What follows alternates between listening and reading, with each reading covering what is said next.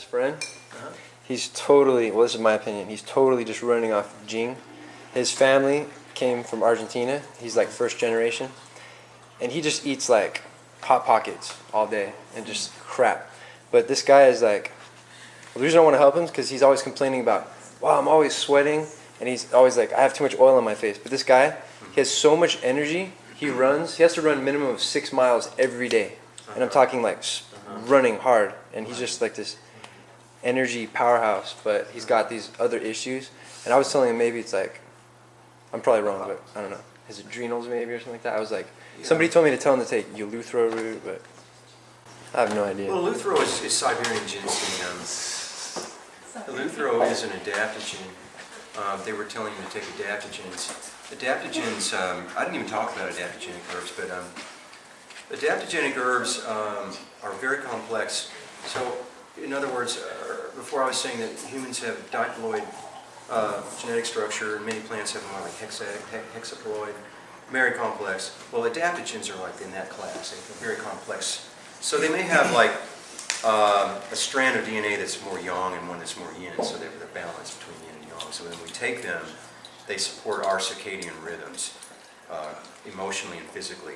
So this person, someone was telling him to take Eleuthero or Siberian ginseng because it's an adaptogen, because it can help him calm down, even though if he were weak and lethargic, the same herb could help him.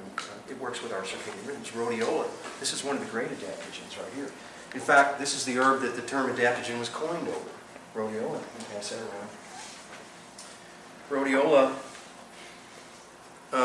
why don't everybody even have a little, take off the lid and put a little on your pinky and taste it. I won't sell that one, I just want you all to taste this.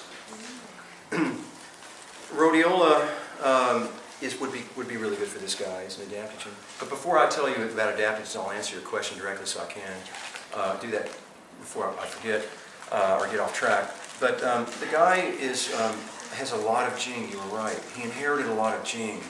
But the fast-burning carbohydrates of the standard American diet cause a fast-burning fuel. Somebody who has a lot of Jing, and they're taking these fast-burning carbohydrates, as simple sugars and everything, it's going to turn into what we call false fire in the body. And that Jing is going to turn into kind of like this, man, I just can't. And this has a psychological effect on the guy thinking he's invincible. And that he doesn't need to do any of this baloney about trying to be, take these health foods. You don't need that stuff, right? That's how he is. So he keep on eating that stuff and it doesn't make any difference. The fast-burning sugars, along with a lot of Jing, it's just going to create that kind of powerhouse effect. It's a finite energy source that he's dealing with there. That's the thing we need to try and make people understand. You need to go back and supplement the yin back in, and he would get balance there. So he's taking adaptogens to do that. Okay. Or he suggested for him to take Siberian ginseng, but I would recommend also some yin Jing herbs and to replenish yin for him, so he doesn't burn himself out. Okay. What would be the yin? What would be the yin herbs? Yin Jing herbs are well, the big one is dendrobium, the yin replenisher that I talked about for healers. Oh, yes. And then Hosho Wu, Rehmannia, Cuscuta seed, ligustrum.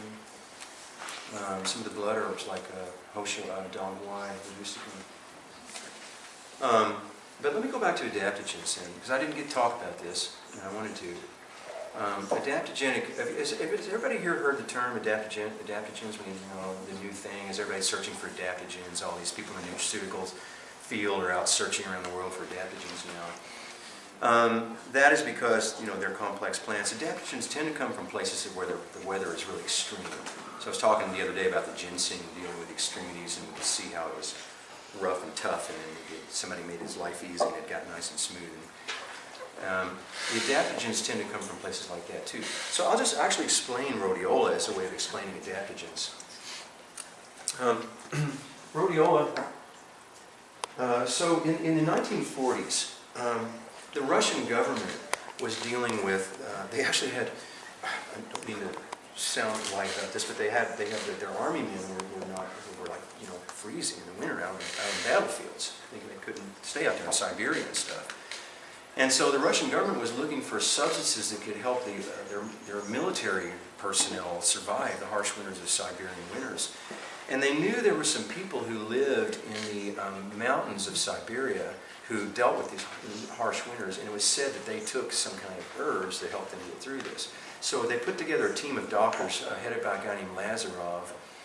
In 1945 or 47, they went to Siberia to talk to these people, and the people then gave them Siberian ginseng and rhodiola, and they said, this is what we take, and this is what helps us get through the winters.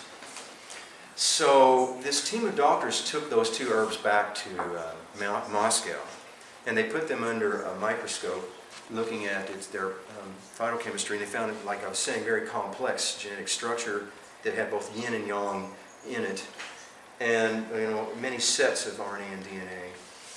And they found out that one of them helped the plant deal with cold and hot, cold and wet, and the other helped it deal with dry and hot. And they saw that these two strands of DNA, one was an adaptogen, this one helped it adapt to this extreme, and the other helped the same plant adapt to this extreme. And so Lazarov coined the term adaptogen over rhodiola, rosea, the Russian version of rhodiola. Also, Siberian ginseng came out to be an adaptogen. Other adaptogens are gynostemma, ashwagandha, ginseng, suma, I think gotu-kola is one. And so the big thing now is a search for adaptogens. But I really believe that all of the tonic herbs that I've talked to you about have some degree of adaptogenic properties in them, because that's why they got brought into the Taoist herbal lexicon, into tonic herb. They're called tonic herbs. What does a tonic herb do? It brings you into balance. And so a tonic herb tonifies more than one organ meridian. It tonifies more than one of the treasures. So that's the properties of an adaptogen. So all tonic herbs are adaptogens in their own way, although I would say rhodiola is one at the very top. This is really a good herb for people who do a lot of mental work, brain stuff, getting oxygen to the brain. People who are under a lot of stress need to adapt, But I would say cardiovascular issues, really good. Great herb, one of the great herbs of the world now, rhodiola. So, did I get off track, or did I answer people's questions? That was perfect. That was perfect.